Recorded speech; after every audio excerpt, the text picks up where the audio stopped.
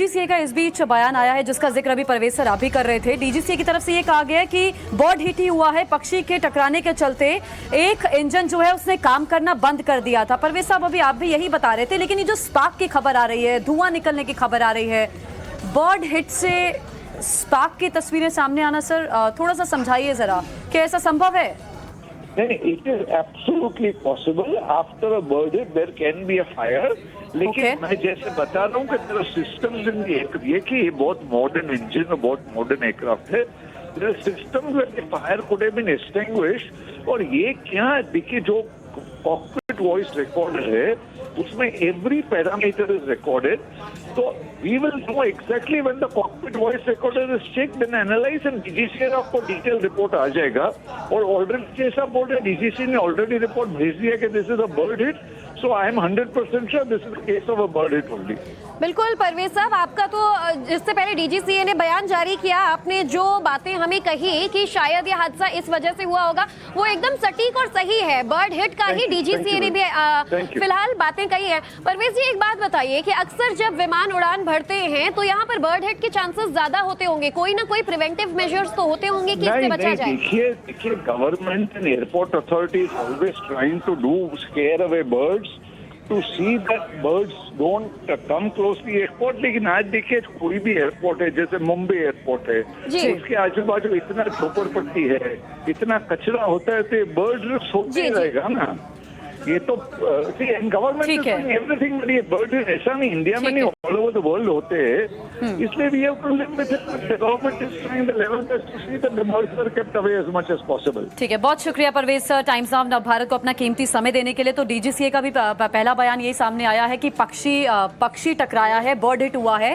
और जो लोग जिस आग की या फिर धुएं की बात कर रहे हैं, वो परवेज साहब बता रहे थे, जो एविएशन एक्सपर्ट है, कि हाँ ये भी संभावना है पक्षी के टकराने से स्पार्क भी हो सकता है। साकेत के पास में वापस जा रही हूँ। साकेत, अभी वहां पर क्या स्थिति है? क्या एयरपोर्ट अथॉरिटीज ने ये बता पाए हैं वो कि जो लोगों को दिल्ली जाना था उनके लिए अब क्या रास्ता निकाला जा रहा है, कितना उन्हें और इंतजार करना होगा नेक्स्ट फ्लाइट के लिए?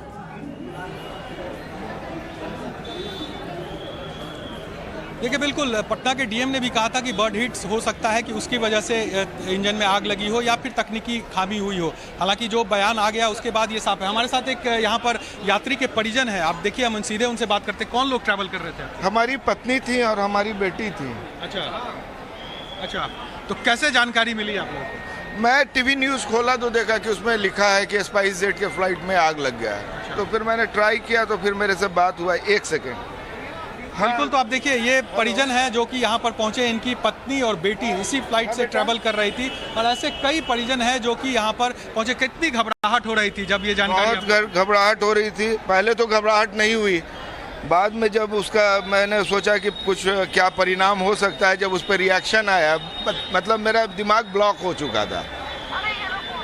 अभी बात हो गई उनसे? कॉल अभी बात हो गई?